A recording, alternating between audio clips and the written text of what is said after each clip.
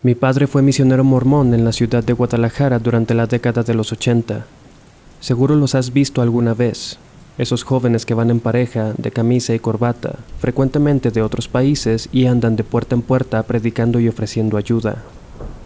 Si bien hoy en día yo no profeso ninguna religión en particular, lo cierto es que durante gran parte de mi vida, ser misionero era mi destino. Aunque al final decidí no hacerlo, en mi adolescencia escuché muchas historias espeluznantes de cosas que les pasan a estas personas durante su periodo misional. No todo relacionado con lo paranormal, casi siempre se trataba de casos en los que eran víctimas de la inseguridad de la localidad a la que eran asignados. Posiblemente no estés del todo familiarizado con la religión mormona, y en muchos aspectos es similar a muchas otras que profesan el cristianismo. Existe una trinidad, un cielo al que puedes ir, y por supuesto, demonios y seres oscuros. Pues bien, alguna vez, a modo de relato informativo, mi padre me contó una experiencia que vivió durante su misión. La rutina del misionero es la misma durante 2 años. Se levantan a la misma hora, hacen oración, realizan una sesión de lectura personal y luego una en pareja con su compañero. Salen a predicar, regresan, oran de nuevo y se van a dormir. Una de las reglas más importantes es que nunca deben estar a solas, salvo cuando usan el baño, deben estar acompañados a cada segundo por su compañero, a quien por cierto tienen prohibido llamar por su nombre, solo pueden decirse Elder seguido de su apellido. Una noche luego de un largo día, mi padre y su compañero volvieron a la casa a las 9 como siempre. Se prepararon para dormir y se fueron a acostar. Dormían en el mismo cuarto, en camas separadas que se encontraban a cada extremo de la habitación. Mi padre se quedó dormido casi de inmediato, acostado boca arriba, mirando hacia el techo. En cierto momento de la noche, no recuerda la hora, algo lo hizo despertar. Una especie de sensación en el ambiente, como si hubiera alguien más en el cuarto, el cual estaba tenuemente iluminado por la luz de una lámpara pública en el exterior que se colaba por la ventana. La puerta estaba cerrada y no había nadie más que ellos dos adentro. Sin cambiar de posición, giró su cabeza hacia su compañero, quien como de costumbre yacía dormido de cara a la pared, dándole la espalda. En eso, siente un movimiento a los pies de la cama, como si alguien se estuviera subiendo, colocando los pies en los extremos a lo ancho del colchón. Sin poder reaccionar, mi padre, paralizado por el desconcierto, miró hacia sus pies y notó que el colchón estaba realmente hundido a la altura de las rodillas, como si alguien estuviera parado sobre él. Luego, la cama comenzó a tambalearse, como si lo que fuera que estaba de pie sobre ella estuviera brincando de lado a lado. Asustado, volteó de nuevo con su compañero para llamarlo, pero la voz no le salía, solo podía verlo en la misma posición, dándole la espalda. Pero en eso, se giró hacia él, con los ojos abiertos pero la mirada perdida, como la tendría alguien sonámbulo, y sin quitarle los ojos de encima le dijo: «Tienes miedo, ¿verdad?». Acto seguido, se volteó de nuevo a su posición anterior. Mi padre comenzó a orar en su mente cuanto pudo, y luego de unos segundos, la cama dejó de moverse. Como despertando de un mal sueño, el ambiente volvió a la normalidad y fue como si nada hubiera pasado. Mi padre pudo moverse de nuevo y su compañero se encontraba dormido del mismo modo que al principio. Aquella noche fue una de las que más recuerda, y según me cuenta, creyentes o no, muchas experiencias durante su misión le confirmaron que existen seres de luz y seres de oscuridad. Te doy la bienvenida a Viernes de Terror. Yo soy Enrique Treviño. Comencemos. Me alegra saludarte una vez más en este espacio. Qué bien que hayas elegido escuchar este episodio. Tú puedes ayudar a que este proyecto crezca más de lo que tú y yo imaginamos. Suscríbete a mi canal de YouTube y activa las notificaciones. Sígueme en mis perfiles de Instagram, TikTok y Facebook para que estemos más cerca. Te dejo todos los enlaces en la descripción. Viernes de Terror está a unas semanas de cumplir su primer aniversario. Para ser honesto, el progreso que ha tenido este podcast ha superado mis expectativas.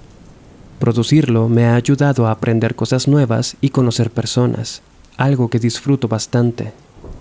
Por diferentes medios, amigos y seguidores me han compartido sus experiencias paranormales. Gran parte de estos relatos se encuentran en episodios anteriores que posiblemente no has escuchado y no han tenido tanta audiencia. Es por eso que además del relato que acabas de escuchar, el cual nunca había contado antes, hice una selección de los anteriores que me parecieron más impactantes y te los presento en esta ocasión. Apaga la luz, enciende una vela y, de ser posible, escucha con audífonos. El siguiente relato es el resultado de varias conversaciones que tuve con una seguidora, quien me dio permiso de compartir sus historias, dejando su nombre en el anonimato. Si es que se encuentra escuchando este episodio ahora, le agradezco profundamente. El oficio de embalsamadora le ha dejado múltiples experiencias, algunas interesantes, otras aterradoras y otras aplastantemente deprimentes. Trabajar con cadáveres es una tarea que debe realizarse con delicadeza y mucho respeto. Y no hablo de fantasmas ni espíritus, sino del respeto y tacto que debemos tener al manejar el cuerpo de alguien que espera ser velado por sus seres queridos, o en el peor de los casos, que se fueron de esta vida de formas violentas o tristes, pero que al fin están descansando. Me comenta que su trabajo nunca se vuelve aburrido, puesto que cada cuerpo requiere distintas preparaciones y diferentes materiales. De manera agridulce, me cuenta que siente satisfacción cuando termina de preparar un cuerpo y sus seres queridos lo ven tal y como cuando estaba vivo. Dice que eso apacigua el dolor de los familiares muchas veces. Pero en otras ocasiones, los cuerpos llegan en estados muy avanzados de putrefacción o totalmente desfigurados, al grado de no tener siquiera una noción de cómo lucía la persona en vida. Es ahí cuando, además de solicitar una fotografía del fallecido, el equipo de embalsamadores trabaja en conjunto para realizar la mejor labor posible. A pesar de que ella es escéptica, me cuenta que no puede negar que en el laboratorio donde trabajaba se sienten cosas, vibras, energías, cosas inexplicables. Dependiendo del cuerpo y la causa de muerte, lo segundo, a veces prefieren no preguntarlo. Particularmente recuerda un cuerpo que tuvo que preparar ella sola. Dice que cuando vio la bolsa en la plancha, sintió escalofríos y una terrible sensación de inquietud. Luchando contra estas emociones, abrió la bolsa con dificultad y preparó el cuerpo. Sin embargo, cuando terminó, se quedó en shock, en una especie de trance por mucho tiempo, y sentía su cuerpo extremadamente pesado. Dice que estas sensaciones normalmente desaparecen una vez que sales del laboratorio. Una de las experiencias que más llamó mi atención fue una que me contó respecto al último lugar en el que trabajó. Dice que en aquel lugar las vibras y energías eran particularmente pesadas y agresivas. Te recuerdo, a pesar de que ella es escéptica, se veía igual de afectada que sus compañeros. Ella y los demás tenían constantes malestares, dolores de cabeza, mareos, náuseas, etc. Las cosas se fueron al extremo cuando ella y sus compañeros comenzaron a notar rasguños y hematomas en la piel, marcas que salían sin ningún tipo de explicación. Fue entonces cuando decidieron ir en grupo a ver un curandero, quien les hizo una lectura de caracoles y les reveló cuál era el santo de cada uno. Ella no recuerda el suyo, pero sí que decidió no continuar con las sesiones, puesto que éstas comenzaron a ponerse más y más oscuras, al grado de que era necesario llevar animales para ser sacrificados. Por esta razón, optó por alejarse de todo eso. El terror no viene siempre desde lo paranormal. Las cosas que más nos aterran no necesariamente tienen que ver con espíritus, con demonios o con criaturas fantásticas. De hecho, en mi opinión, la mayoría de las veces el verdadero terror habita en lo cotidiano, en las cosas que podemos ver, sentir, tocar y escuchar. Cuando comienzas a adquirir conciencia de la maldad y la miseria del mundo, los demonios y los fantasmas ya no parecen tan malos. Mi amiga me contó finalmente la peor experiencia que tuvo trabajando en la funeraria. Una tarde lluviosa, les informaron que aproximadamente en un par de horas llegaría el cuerpo de una niña. Aquella noticia hizo que comenzara a sentirse nerviosa, y esto solo empeoró cuando escuchó el siguiente dato. El cuerpo venía en un pésimo estado. Ella dice que siempre había evitado trabajar con cuerpos de infantes, pero aquella vez no iba a poder zafarse, ya que se necesitaban todas las manos posibles. Los materiales que tenían eran escasos y ella y sus compañeros comenzaron a preguntarse preocupados si serían suficientes para lo que les aguardaba. Buscaron tutoriales en internet, pero nada realmente útil. El aviso decía que el cuerpo llegaría en 2 horas, pero no llegó sino hasta casi 5 horas más tarde. Justo cuando ella y un compañero terminaban de preparar el cuerpo de un joven de 24 años que se había quitado la vida, el cuerpo fue colocado en la plancha detrás de ellos. Nada más voltear a ver la bolsa, considerablemente más pequeña que las otras, la sangre se le fue a los pies. Angustiada, le pidió a su compañero que revisara el cuerpo y le dijera cómo estaba, que ella no se sentía capaz de hacerlo. Sin voltear, escuchó cómo se abrió el cierre de la bolsa. Acto seguido, silencio absoluto. Volteó y vio el rostro de su compañero. No tuvo que preguntarle nada. Su mirada se lo estaba diciendo todo. Era una niña de 10 años. Había llegado tras sufrir un accidente de auto. Su rostro estaba completamente desfigurado, su cabeza completamente destrozada, cubierta con una maraña de pelo.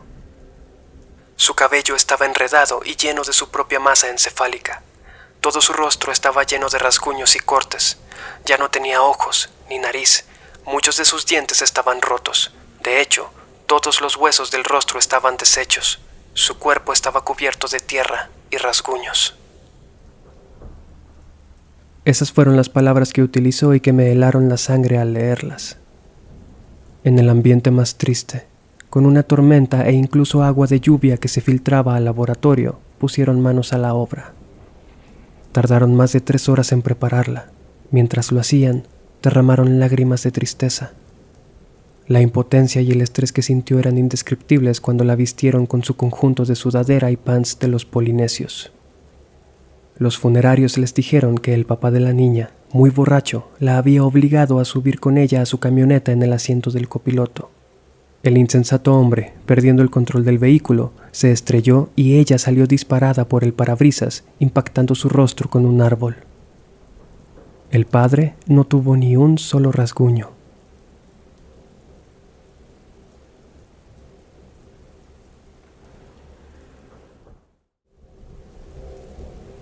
Le agradezco mucho a Mariana que me compartió la siguiente historia. En la década de los 90, ella, su hija pequeña y su esposo se mudaron a un departamento. Desde que vieron el lugar por primera vez les encantó y decidieron hacer de él su nuevo hogar. Era perfecto, buena ubicación, buen precio y espacio suficiente para los 3, y tal vez para más. Lo que ninguno de ellos se imaginaba era que estaban a punto de vivir uno de los episodios más aterradores de sus vidas. Mariana me cuenta que desde los primeros días en ese departamento, en el cual vivieron por 2 años, comenzó a notar sucesos muy extraños. Al principio eran cosas sin importancia, pero fueron escalando de forma gradual hasta convertirse en una pesadilla. Mariana notaba que las cosas desaparecían del sitio donde las había dejado, para aparecer en otro totalmente diferente, incluso días después, cuando el objeto en cuestión se había dado por perdido. Otras veces, cuando ella regresaba del supermercado y dejaba la despensa guardada en la cocina, se iba a su habitación, y minutos después escuchaba el ruido de las puertas de la alacena y otros movimientos. Al ir a revisar, encontraba todas las cosas que había guardado en el suelo. Sin embargo, no parecía que alguien las hubiera tirado, sino más bien que las quitaron de la alacena y los cajones y las colocaron con cuidado en el piso. Como si esto no fuera suficiente para comenzar a alterar sus nervios, me cuenta que en ese departamento había 2 cuartos en un pasillo, que ella y su esposo dormían en uno y su hija en el otro. Dice que en ese pasillo podía ver sombras, como si alguien estuviera caminando por ahí, aunque estuviera ella sola en el departamento.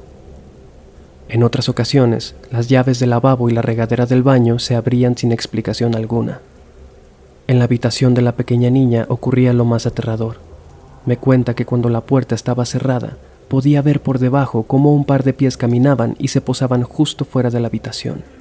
Cuando abría la puerta, no había nadie. También, en esa misma habitación, lograron ver el espectro de un niño muy pequeño y desnudo deambular por breves momentos. Nunca pudieron ver el rostro ni el sexo de dicho espectro, porque solo aparecía de espaldas. Con todo, Mariana comenzó a normalizar estos sucesos y a tomarlos con cierta naturalidad incluso. En una ocasión, le contó a su abuela lo que estaba viviendo. Esta le dijo que posiblemente era un alma en pena que buscaba su atención porque necesitaba ayuda para cruzar al otro lado, Le aconsejó a Mariana preguntarle a esta supuesta alma quién era y qué quería. A pesar de que la intención de su abuela fue buena, Mariana se arrepiente hasta la fecha de haber seguido el consejo que le dio. Fue así que una tarde, en la que la sombra que se veía por el pasillo comenzó a hacerse presente otra vez, Mariana le hizo esas preguntas. ¿Quién eres? ¿Qué quieres? En ese momento, la sombra comenzó a materializarse hasta convertirse en el espectro de una mujer joven.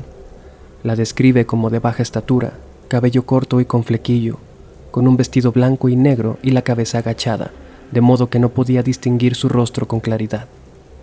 Mariana también cuenta que en el momento de su manifestación todo comenzó a ponerse frío y un ambiente triste inundó el lugar. No recuerda en ningún momento haber volteado a ver sus pies.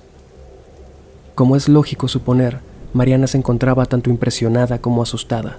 Aún así, se armó de valor y mentalmente le repitió las mismas preguntas a este espectro. ¿Quién eres? ¿Qué quieres? Comenzó a escuchar una voz en su cabeza, diciéndole que su nombre era Catalina. Justo en ese momento, la puerta de la entrada se abrió y entró el esposo de Mariana. En ese instante, el ente se desmaterializó por completo. A partir de ese momento, las manifestaciones de Catalina se hicieron más frecuentes, así como las conversaciones que mantenían. Catalina se comunicaba psíquicamente con Mariana todo el tiempo. Sin embargo, esto solo ocurría cuando el esposo de Mariana no se encontraba en el departamento. En una de esas pláticas, Catalina, a través de la comunicación mental que mantenían, le contó que ella fue una chica de una familia muy acomodada y que un día se enamoró de un hombre de mucha más baja posición social. Ante el rechazo y desaprobación de su familia por la relación, Catalina y su novio huyeron de la ciudad para comenzar una nueva vida y llegaron al mismo departamento donde estaban Mariana, su esposo y su hija. No tenían mucho dinero, pero estaban contentos de estar juntos y se amaban. Pasado algo de tiempo, un día Catalina le dio una importante noticia a su novio. Estaba embarazada. Este, contrario a la reacción de felicidad que Catalina esperaba, se molestó en extremo y le reclamó a la chica haberse embarazado sin primero consultarlo con él. Fue tal su ira que el muchacho se fue del departamento y no volvió por 2 días. Entretanto, Catalina estaba devastada, incluso se sentía culpable de la situación. Al no poder regresar con su familia, puesto que ésta la había desheredado por completo, tomó una decisión desesperada. Recabando la información que pudo, se practicó un aborto en la habitación donde dormía la hija de Mariana, la habitación en la que veían el espectro de aquel infante. El aborto de Catalina impresionantemente resultó bien y ella sobrevivió sin mucha complicación. Al día siguiente, sin embargo, el novio regresó, muy apenado por su reacción, pidiendo perdón y con una nueva actitud en la que estaba dispuesto a ser padre y formar una familia con ella. En un llanto incontenible, Catalina le contó lo que había hecho. Esto terminó por hacer que su novio se fuera definitivamente y en el peor de los términos. Desesperada, abandonada y completamente destrozada, Catalina pasó días llorando hasta que optó por quitarse la vida en el baño del departamento. Mariana me cuenta que después de haber conocido esta historia, Catalina le dijo entonces la ayuda que necesitaba. Le pidió ir al panteón donde ella estaba enterrada, un panteón que estaba en otra ciudad. Mariana le preguntó cómo sabría cuál era su tumba, a lo que el espíritu le respondió que la reconocería porque la vería a ella sentada en la lápida y que una vez ahí le diría lo que tenía que hacer. Mariana nunca se decidió a ir a dicho panteón por el miedo que todo aquello le generaba. En esos días, las apariciones de Catalina fueron haciéndose más y más agresivas. Su apariencia comenzó a distorsionarse y ensombrecerse. Le insistía a Mariana que hiciera lo que le pidió. Ante la negativa, cosas cada vez más aterradoras comenzaron a ocurrir. Una noche encontraron a su pequeña hija levitando, muy cerca del borde de su cuna. Ya no podían dejar sola a la niña en ningún momento, pues si lo hacían, ésta comenzaba a llorar como si alguien le estuviera haciendo daño. Mariana acudió a una parapsicóloga, quien al estar en la entrada del departamento se detuvo y se negó a entrar. Dijo que en su interior había una presencia con una profunda ira y sed de venganza. Por esos días, su esposo tuvo 2 accidentes muy graves en los que no quiso entrar mucho en detalle. Un día, El casero llegó a cobrar la renta y Mariana le contó lo que estaba viviendo. Muy sorprendido, le preguntó si ella había conocido a la familia de la joven difunta. Ante la negativa de Mariana, el casero le proporcionó algunos datos para contactarles. Dice que después de intentar muchas veces llamar a la familia de Catalina, por fin alguien le contestó el teléfono. Cuando escucharon la historia de Mariana, la voz en el auricular dijo: ¿Qué quieres con todo esto? ¿Qué buscas? Mariana respondió que ella solo quería confirmar que dicha persona realmente existió, porque toda la situación la hacía sentir que se estaba volviendo loca. La voz al teléfono dijo: Sí, esa persona existió. No vuelvas a llamar. Los meses pasaron. Mariana no podía estar más en ese departamento. Por cuestiones de trabajo, su esposo viajaba por largas temporadas, momentos en los cuales Mariana se iba con su hija a casa de una de sus hermanas. En un sueño, Catalina se le apareció y le dijo a Mariana que nunca la dejaría ir, que ella era la única que la podía ayudar. Buscó ayuda en una iglesia local, donde el sacerdote le recomendó dejar ese departamento, ya que era posible que la tal Catalina fuera en realidad una presencia demoníaca tomando la forma de la joven, y que Mariana le había permitido la entrada a su mente a través de esas conversaciones. Esa fue la última razón que necesitaban. En la primera oportunidad que tuvieron, se mudaron de ese departamento. Mariana me cuenta que siguió soñando con Catalina después de eso, que incluso llegaba a verla por cortos instantes, pero que con el paso del tiempo estas visiones fueron disminuyendo. Hoy en día no suele pensar mucho en eso, pero dice que definitivamente es una experiencia que no olvidará nunca en su vida.